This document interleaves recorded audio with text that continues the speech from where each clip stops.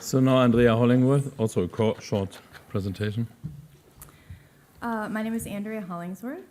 When I submitted my essay for consideration, I was technically still a doctoral student at Loyola University Chicago in the theology department there. Since then, I have graduated and moved on, and I'm now assistant professor of Christian thought at Berry College in Rome, Georgia. So the title of my essay is Neurocognitive Readings of Ancient Religious Texts, Methodological Liabilities and Possibilities. And in my paper, I try to suggest two basic things. The first is that if we want to bring cognitive neuroscience to bear upon ancient religious texts, say the Pauline epistles, we need to keep two broad classes of methodological difficulties before us at all times. The first one hermeneutical, and the second one scientific. And then second, having pointed to the difficulties, I offer a strategy for beginning to move beyond those difficulties. So first of all, the difficulties, what are they? The hermeneutical limitations I point to basically revolve around this issue of who is the authorial subject of an ancient religious text anyway. So taking Paul again as our example, is the self that Paul presents in his letters so transparently available to us as to be able to write a chapter in a book titled Paul's Brain? It may be possible to say that mystical, religious, and spiritual experience is at some level attested to in the text, but I doubt that the author's immediate spiritual experience is available to us.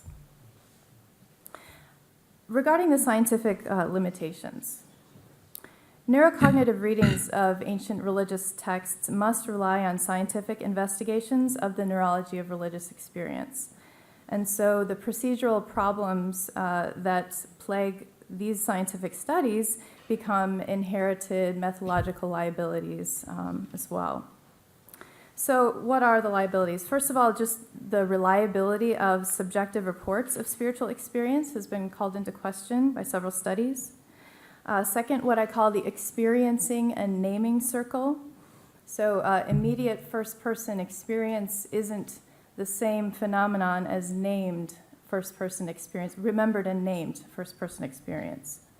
And third, just the very new state of the field means that scientists don't yet know which neural patterns are associated with which neural patterns associated with religious and spiritual states are culturally or religiously specific versus which patterns are stable across times and cultures.